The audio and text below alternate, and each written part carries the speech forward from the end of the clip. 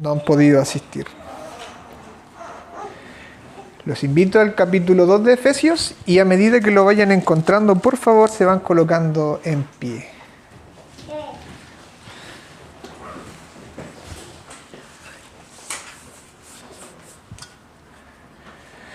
Amén.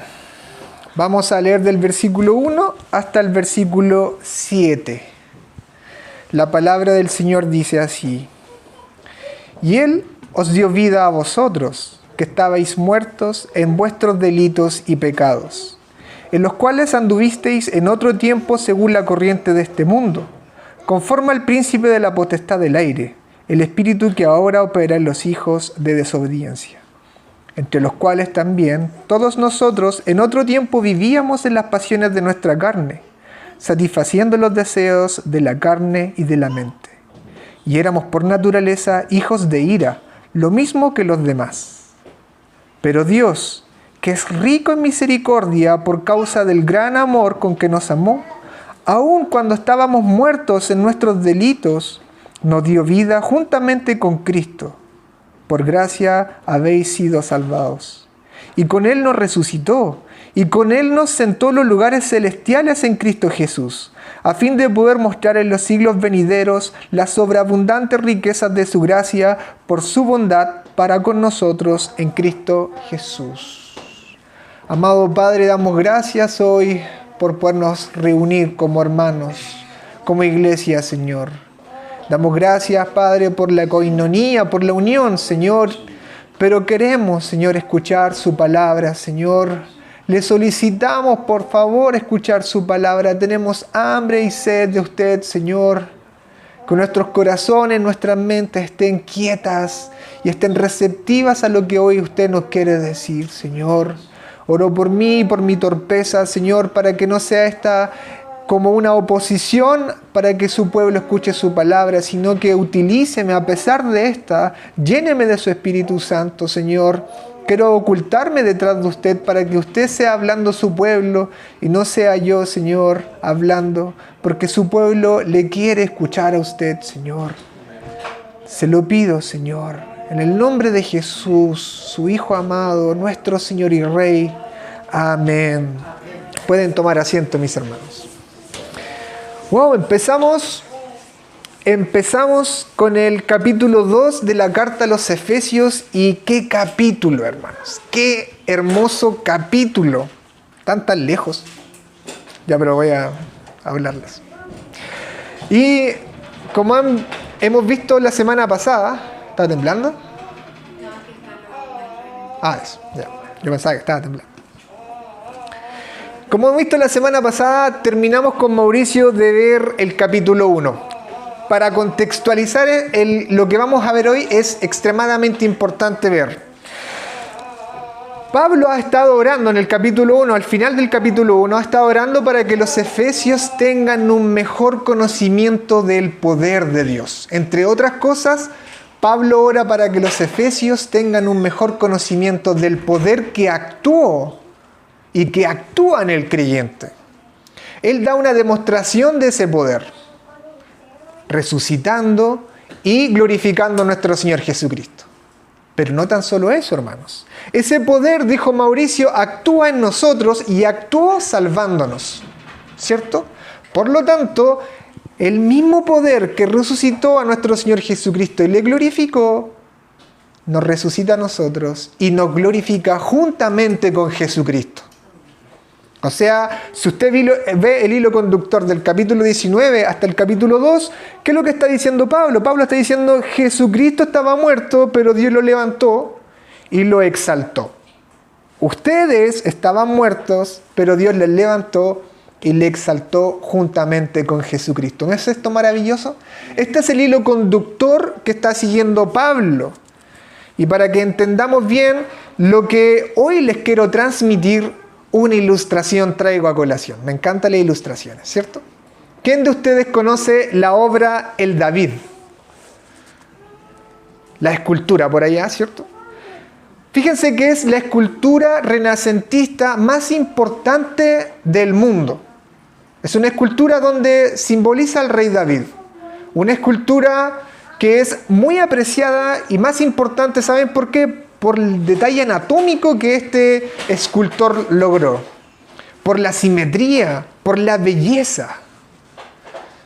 Cuando seguramente si logremos ir para allá, por allá hay fe, y miramos al David, ¿cierto?, a esta gran obra, ¿qué se nos va a pasar por la mente? ¡Wow! ¿Quién fue el escultor de esta maravillosa obra? Poco se le pasa por la mente en quién se habrá basado Miguel Ángel para esculpir esta escultura. No, a todos se les pasa por la mente cuando lo aprecian es ¿quién fue Miguel Ángel? ¡Oh, qué destreza! ¡Oh, cuánta habilidad para esculpir esta escultura! Poco se les va a pasar por la mente cuando, por ejemplo, miran la Mona Lisa. ¿En quién se habrá basado Leonardo da Vinci para la Mona Lisa? No, todos ven la Mona Lisa, está sonriendo, está con los ojos abiertos, no, está cerrando un ojo. O sea, ¿qué habilidad tuvo Da Vinci para crear semejante obra?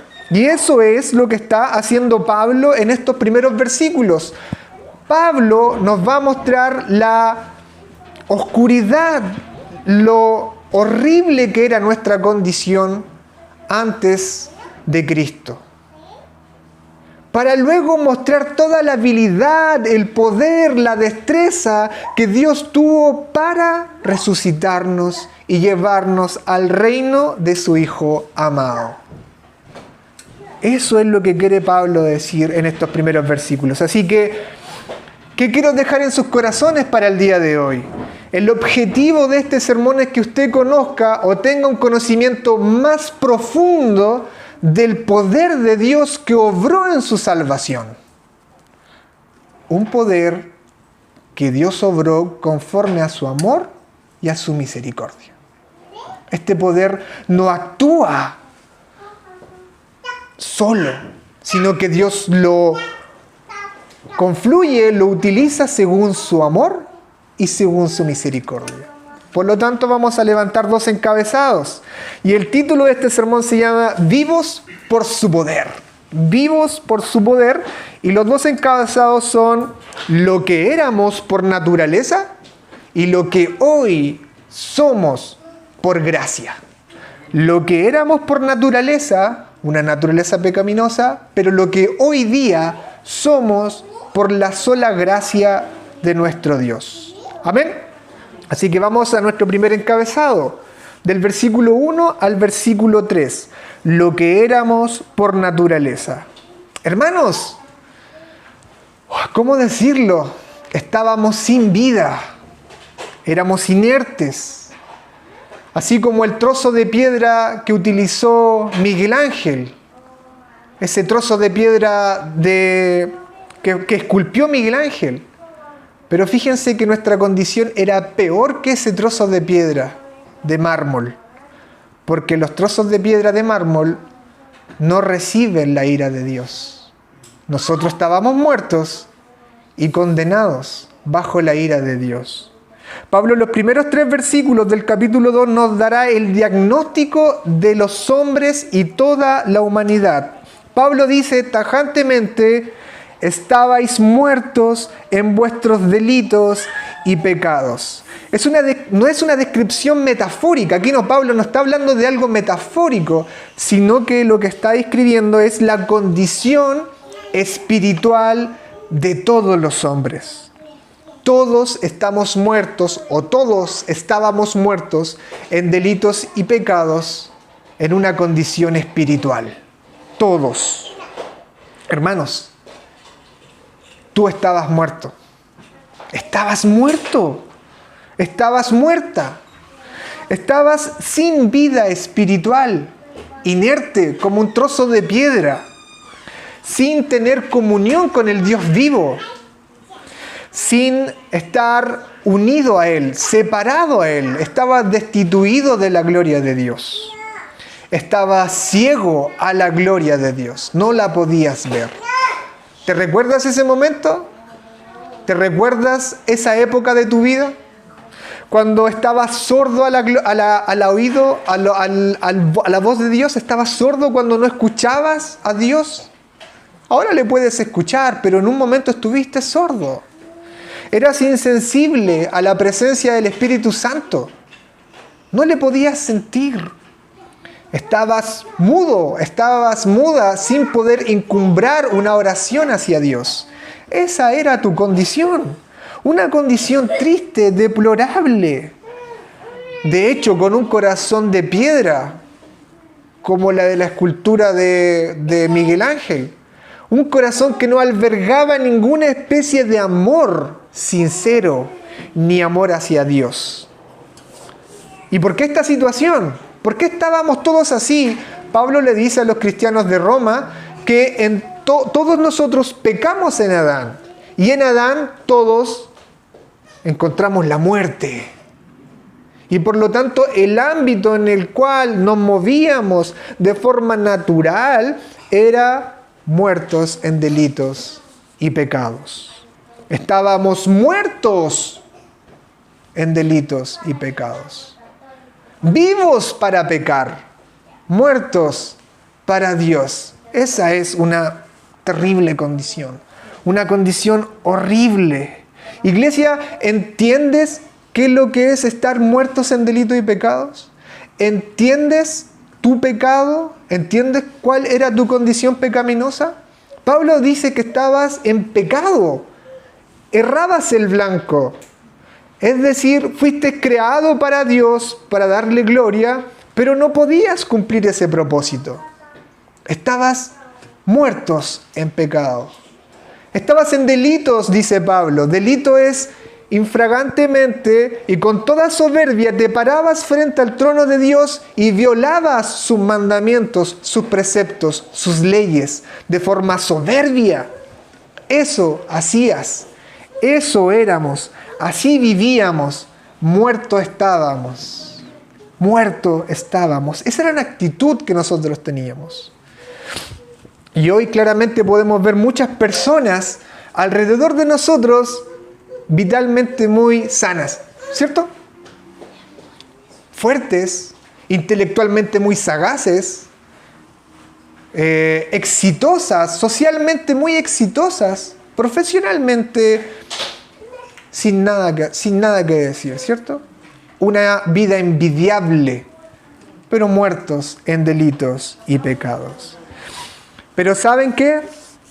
Que esta era la condición natural sin Cristo. Pero ¿saben lo que es peor que esto? Que no tan solo estábamos muertos,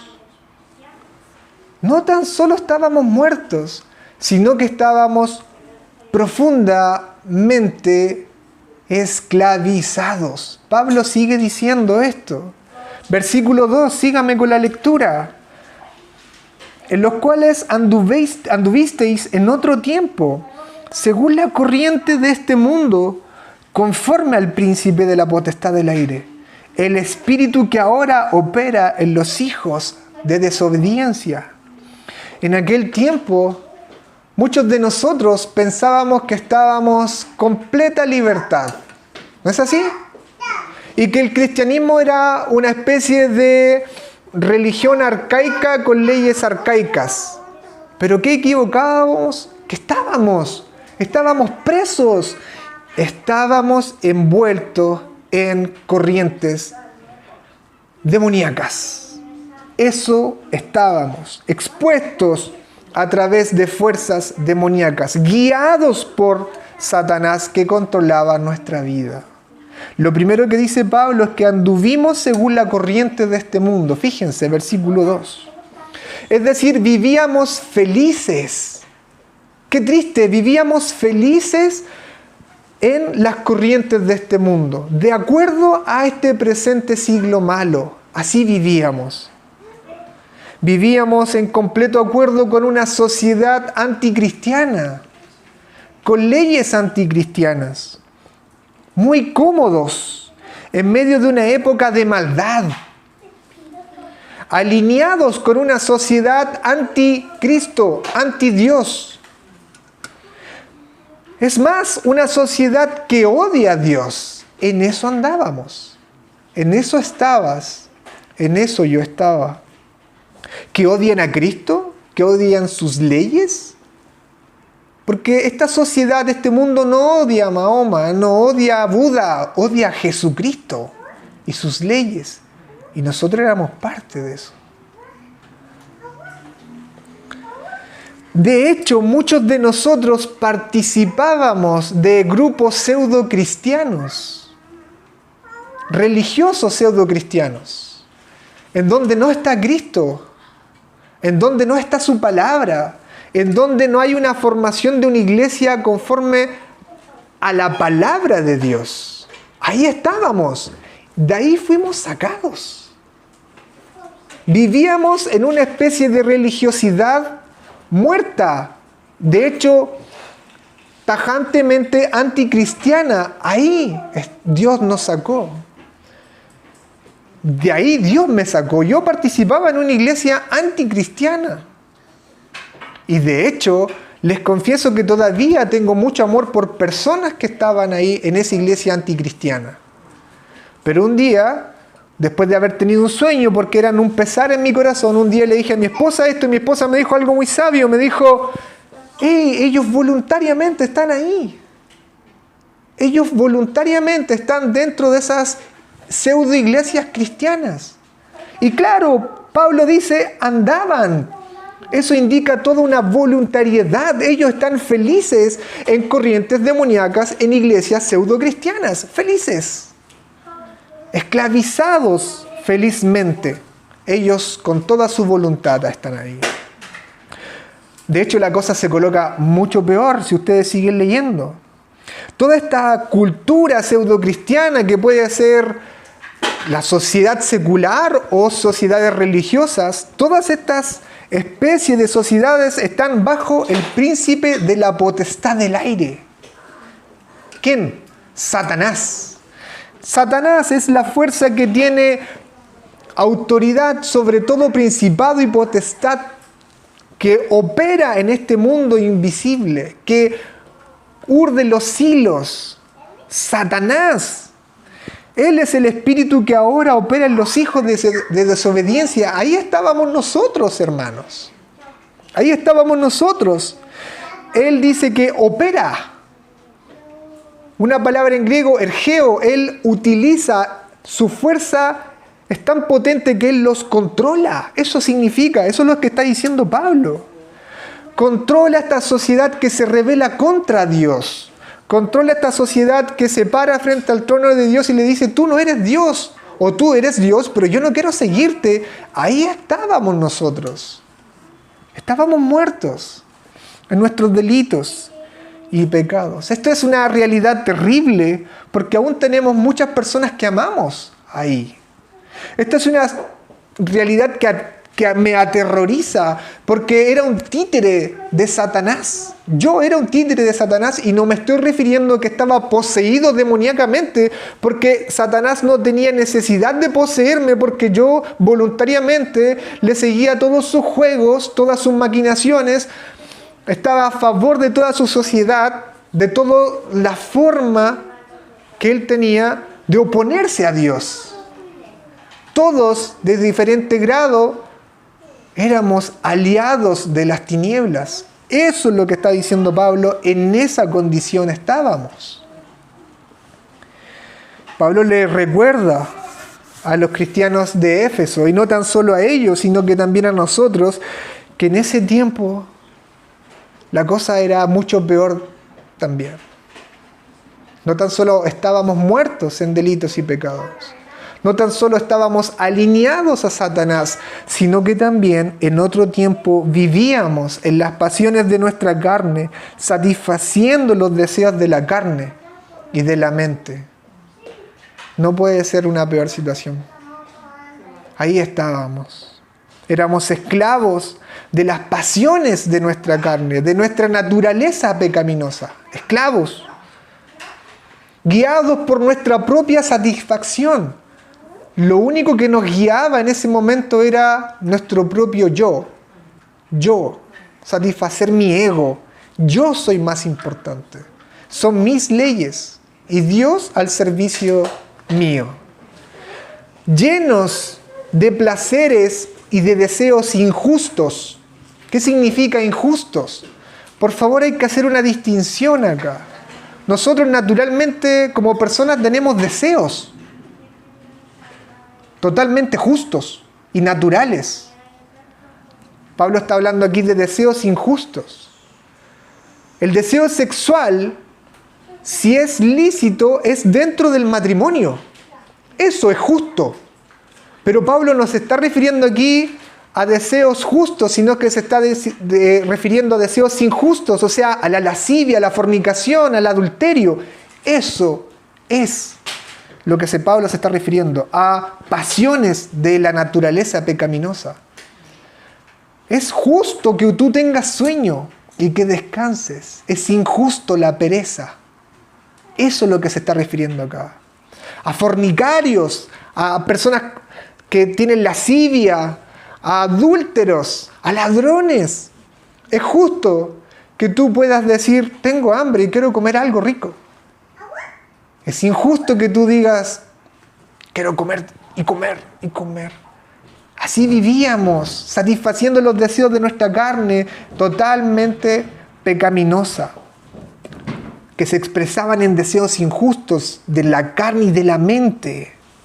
Y alguien puede decir, pero ¿sabes qué? Yo no era así antes. Yo no era así. De hecho, vivía en el pseudo-cristianismo ese que me sacó Dios y yo no era fornicario, estaba casado, no tenía pensamientos de lascivia, no, me comportaba realmente bien. Pero fíjense lo que dice Pablo aquí, para destruir todo argumento. Pablo dice en el versículo 3, entre los cuales también nosotros en otro tiempo vivíamos. En el versículo 1 y en el versículo 2, si te das cuenta, Pablo habla de los efesios. Ustedes. En el versículo 3, Pablo se incluye. Nosotros vivíamos en las pasiones de nuestra carne. Nosotros vivíamos satisfaciendo todo deseo carnal y de la mente. Bueno, y usted se pregunta, ¿Pablo no era un fariseo? Claro. Pablo era fariseo de fariseos, irreprensible según él ante la ley, un judío. Y los judíos no son ni fornicarios, ni ladrones, ni adúlteros. Pero Pablo se incluye. También él era una persona que buscaba satisfacer sus deseos pecaminosos. ¿De qué forma? Intentando a través de su propia justicia ganarse la gloria y la aprobación de Dios. No tan solo son los gentiles que viven alocadamente, sino son esas personas también religiosas que buscan una religión basada en ropas, en obras, en formas de ser, una religión de externalidades. Pablo era un religioso, un fariseo, un hipócrita, que buscaba ganarse la salvación con sus propias obras. Todos ellos, gentiles y judíos, todos bajo pasiones de la carne y de la mente. Esto no puede ser peor. Esto realmente no puede ser peor. Esa era tu condición. Esa era mi condición. Pablo termina diciendo en el versículo 3 algo realmente fatal. Realmente aterroriza. Éramos por naturaleza hijos de ira, lo mismo que los demás. Y es difícil para nosotros entender esto, porque muchos de nosotros pasamos de la ignorancia de Dios a entender que Dios nos ama. Muchos pasamos de ignorar a Dios a entender que Dios nos ama, pero muy pocos han entendido que antes vivían bajo la ira de Dios. Estamos tan acostumbrados a sentirnos que Dios es con nosotros que nunca nos hemos sentido Dios sin nosotros o en contra de nosotros. Eso es terrorífico. El Dios vivo, poderoso, todopoderoso, vivías en contra de Él. ¿No te da miedo? Así estábamos. Esa era nuestra condición. Éramos peor que este trozo de piedra, inertes. Éramos peor que estar muertos. Estábamos esclavos. Y peor que eso, vivíamos bajo la ira de un Dios santo. Esa era tu condición. Esa era mi condición, merecedor completamente del justo juicio de Dios. Merecedor de toda la ira de Dios, de un Dios infinito. Esa era tu condición. Esa era mi condición. Pero Dios no lo estimó de esa forma. Y aquí vemos al gran pero de Efesios, que dicen que es el gran pero de toda la Biblia. Después de naufragar, hermanos míos, después de naufragar por todo este panorama malo, y más que un panorama malo, un panorama terrorífico, vamos a nuestro segundo encabezado. Pero Dios, que es rico en misericordia, por causa del gran amor con que nos amó, aun cuando estábamos muertos en nuestros delitos, nos dio vida juntamente con Cristo. Por gracia habéis sido salvados. Por tu naturaleza caída estabas muerto. Por tu naturaleza caída eras esclavo. Por tu naturaleza caída eras digno de un justo juicio, pero Dios salió de tu encuentro. Hermanos, necesitábamos a alguien más que Miguel Ángel. Necesitábamos a alguien más que un hábil arquitecto. Necesitábamos más que una hábil persona. Estábamos muertos en delitos y pecados. Nadie nos podía sacar de esa condición. Solo Dios, al Dios que constantemente habíamos ofendido, al Dios que constantemente habíamos blasfemado, al Dios que constantemente habíamos contrapuesto todas sus leyes. Él era el único capaz de sacarnos de esa condición y Él tuvo y extendió su misericordia. Él era la única persona que podía intervenir. Nuestro Dios todopoderoso. Y lo que más me sorprende de todo esto es que no es tan solo que lo que Dios hizo, que es sorprendente, sino cuándo lo hizo, cuando estábamos muertos en delitos y pecados, cuando estábamos cautivos por las fuerzas demoníacas. Ahí, cuando éramos completamente sus enemigos, Dios tuvo misericordia de nosotros. ¿Cuándo lo hizo? Cuando yo era un hombre muerto, esclavo, que constantemente lo blasfemaba contra su nombre. ¿Puedes entender la gracia y la misericordia de Dios? Oh, hermanos, cuánta gracia. Cuánta gracia de nuestro Dios y nuestro Padre. ¡Wow! Ahora podemos llamarle Padre. ¿Por qué? Por su misericordia, dice Pablo. Él es rico en misericordia. Aun cuando merecíamos ser condenados, Dios no nos dio lo que merecíamos. Lo que merecíamos lo cargó sobre las espaldas de nuestro Señor Jesucristo. Sobre Él cargó lo que nosotros merecíamos. Y tú te puedes preguntar, ¿por qué? ¿Por qué Dios hizo eso? Es como una exclamación de nuestro corazón que dice, ¿por qué Dios hizo eso? Bueno, Pablo dice, por causa del gran amor con que nos amó. Por causa del gran amor con que nos amó. Antes de la fundación del mundo, Dios te amó. Dios te amaba antes de la fundación del mundo. Y esto no es un amor universal, sino que es un amor electivo. Dios eligió amarte de forma especial. Y tú te preguntas, ¿cómo sabes eso? Es porque los amó en Cristo. Porque tú estabas en Cristo. Por eso te amó. Desde la eternidad te amó porque tú estabas en Cristo. Significa eso que Dios te amaba de la misma forma y en la misma intensidad que amó a Jesucristo. ¿Cómo tú dices eso? Me puedes decir. ¿Cómo logras discernir eso? Porque entregó a su Hijo unigénito para venir a rescatarnos. Por eso yo puedo decir con toda propiedad que Él me amaba de la misma forma y de la misma intensidad que al Hijo eterno. Dios nos amaba. Cuando estábamos muertos en delitos y pecados, Dios nos amaba. Cuando no éramos justos, Dios nos amaba. Desde la eternidad, Dios nos amó. Y es porque estábamos unidos a su Hijo, a nuestro Señor Jesucristo. Una unión espiritual, mística, que no se puede disolver, no se puede separar. Has estado unido a Jesucristo. Y podemos decir esto, hermanos, si estoy unido a Jesucristo por cuanto Él es, por lo tanto yo soy. Por cuanto Cristo es el Hijo amado, yo soy el Hijo amado. Porque estoy unido a Jesucristo. Tú te preguntas cómo Dios me diste la vida. Es porque te unió a la vida. Juan capítulo 1 versículo 3. En Él estaba la vida. En Cristo. Porque estás unido a Cristo. Tienes vida.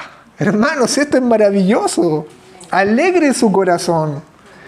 Salte de júbilo por estas cosas y por el amor de Dios. Por cuanto Él resucitó y venció la muerte, tú has sido resucitado y vencerás la muerte. Y tú me preguntas, ¿pero cómo sabes que resucitarás un día? Porque Él resucitó. Porque mi Señor resucitó. ¿Cómo sabes que eres amado, Tomás? Porque el Padre ama al Hijo. Ahora tenemos vida. Ahora tenemos vida. Ahora puedo escucharle. Y detrás de este torpe predicador tú puedes escuchar la voz de Dios. O cuando estás en tu casa leyendo la Biblia, tú puedes escuchar la voz de Dios. Cuando un hermano te da ánimo o te reprende, tú puedes escuchar la voz de Dios. Ahora puedes sentir su presencia. Que eso va más allá de toda teología. Tú puedes sentir la presencia de Dios. Cuando orábamos atrás, sentíamos la presencia de Dios. No sé cómo. No lo entiendo y ni me interesa entenderlo ni darle explicación. Solo sé que cuando estamos reunidos, Él está y yo lo puedo sentir. No sé cómo, pero lo siento. Puedo verle. ¿Saben cómo le veo? Cuando los veo al gran obrador actuando en sus vidas. Ahí le veo actuar. Ahí le puedo ver. Ahora puedo adorarle, levantar los brazos, encumbrar una oración. Ahora puedo tener comunión con Dios. Estoy vivo y vivo para Él. Estamos vivos y vivos para nuestro Señor Jesucristo. Y esto, hermanos, solo por gracia. Entre paréntesis dice Pablo ahí, y esto es solo por gracia. Gracia que veremos el próximo sermón. Pero solo por gracia. Fíjense, hermanos, toda nuestra condición, toda nuestra oscuridad, todo lo malo que éramos, toda nuestra condición tan pecaminosa, tan repudiable, fue cubierta por gracia. Es como que Pablo nos confrontara y nos dijera, mira, esto es lo que eras muy negro, pero la luz de Dios lo cubrió todo. Lo cubrió todo. ¿Entiendes? Donde abundó el pecado, abundó la gracia. Y eso no significa que podemos pecar y pecar. No, está diciendo que no hay nada que Dios no haya podido hacer que Él obró conforme a sus propósitos, obró su gracia en nosotros. Pero esto no es todo, hermanos. Efesios nos tiene acostumbrado que esto no es todo. Esto no es todo. No nos dio lo que merecíamos, sino que se lo cargó a nuestro Señor Jesucristo. Pero lo que merecía nuestro Señor Jesucristo nos dio a nosotros. ¿Puede ser algo mejor?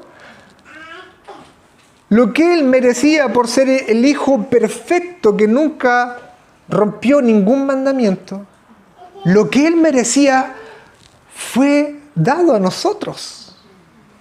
Y Pablo sigue diciendo, hermanos, y con Él nos sentó en los lugares celestiales en Cristo Jesús. Éramos esclavos de Satanás, felices en medio de una sociedad y cultura anticristiana. títeres de las fuerzas del mal, pero Dios nos resucitó y nos colocó en una posición de honor y de poder juntamente con Jesucristo. ¿Quién podría librarnos de las ataduras del hombre fuerte, sino uno más fuerte que saqueara las cosas, los dominios de Satanás? Nuestro Señor Jesucristo. No había nadie más fuerte. No podíamos nosotros ni todos juntos hacer rebelión contra Satanás. Solo Dios poderoso pudo haberlo hecho. Y hemos sido traídos al reino de su Hijo. Solo nuestro Señor Jesucristo. Ya no somos esclavos del pecado, hermanos, ni de Satanás. Hemos sido colocados en lugares celestiales. La victoria de Cristo es mi victoria. Hermanos, la victoria de Cristo es tu victoria. Él ha vencido las fuerzas de Satanás. Mauricio nos decía que está sentado sobre los lugares celestiales, sobre toda potestad, autoridad. Ahí está Cristo. Y tú con Él. Quiero que esto cale fuerte en tu corazón, por favor. Ya no eres esclavo del pecado. Ya no eres un títere de Satanás. Ya no lo eres. Estás sentado con Cristo en lugares celestiales. Cuando venga esta sensación pecaminosa que te embarga y que pseudo te controla, puedes decir que no. Di que no. Porque estás sentado con Cristo en lugares celestiales. Ya las fuerzas de las tinieblas no tienen autoridad sobre tu vida. Porque estás sentado con Cristo en lugares celestiales, en toda posición de honor. En Cristo Jesús, nuestro Señor. Romanos 8:37 dice: somos más que vencedores por medio de aquel que nos amó. Que esto cale profundo en tu corazón, hermano. Que cale profundo en tu corazón. Y finalmente, tú crees y te preguntas, ¿qué motivó a Dios a hacer todo esto? Pablo contesta: a fin de poder mostrar en los siglos venideros las sobreabundantes riquezas de su gracia por su bondad para con nosotros en Cristo Jesús. Pablo utiliza 4 características, 4 adjetivos para describir el obrar de Dios. Él dice misericordia, dice amor, dice gracia y dice bondad. Y esto, por favor, quiero que me ayudes a entender todo el superinminente poder de Dios.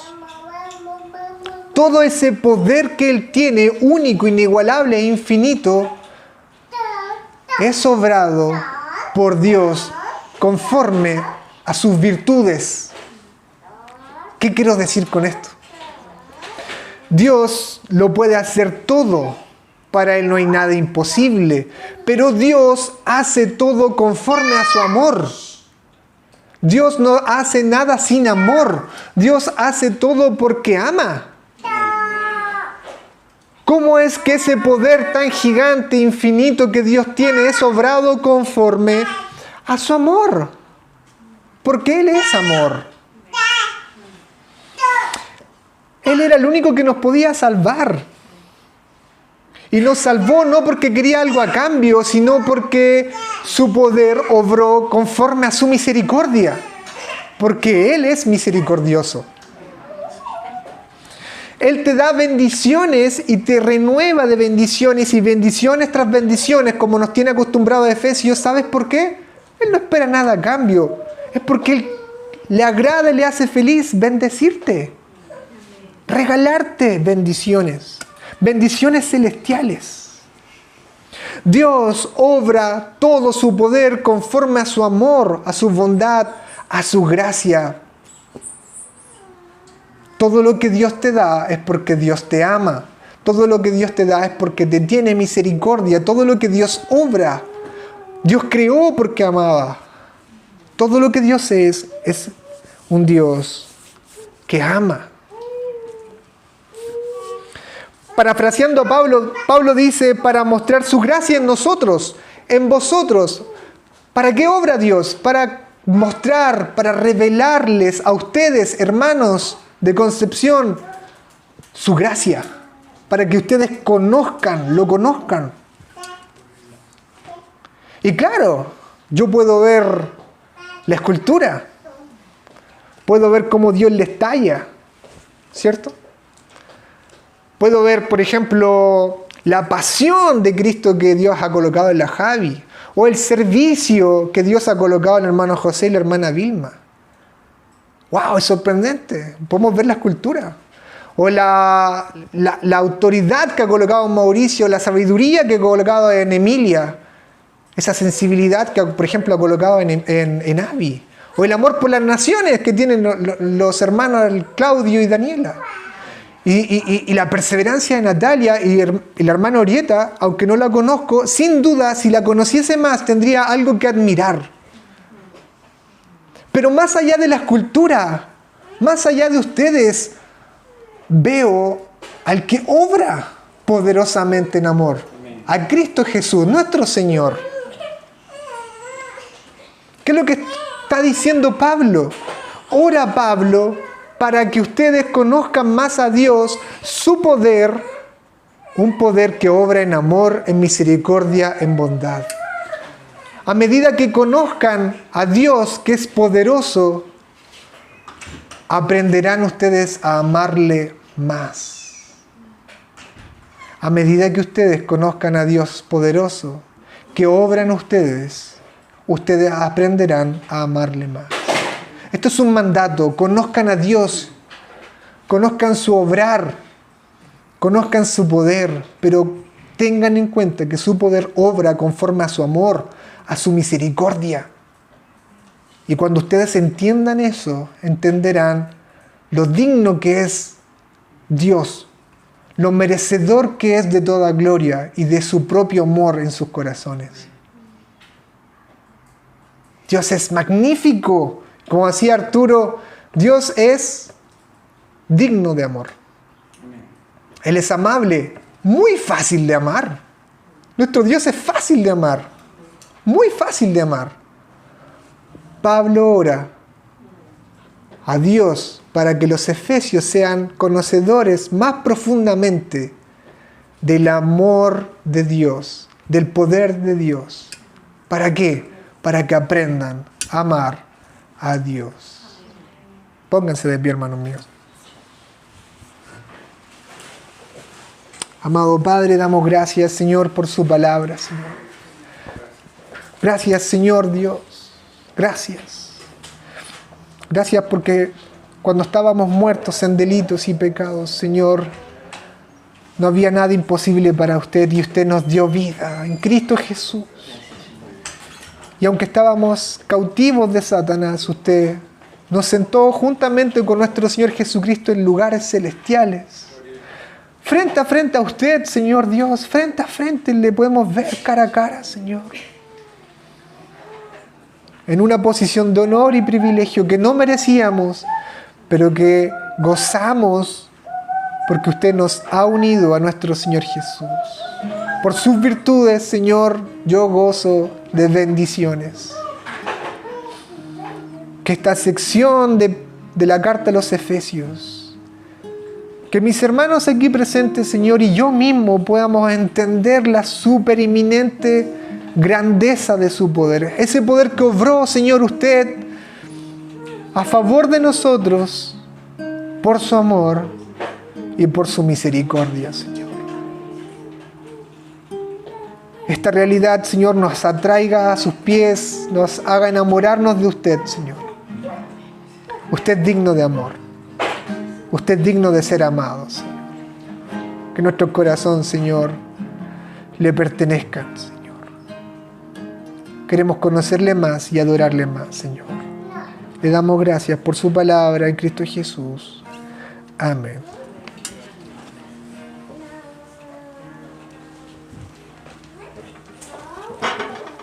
gracias al Señor, hermanos, por su palabra. Damos gracias al Señor por la exposición de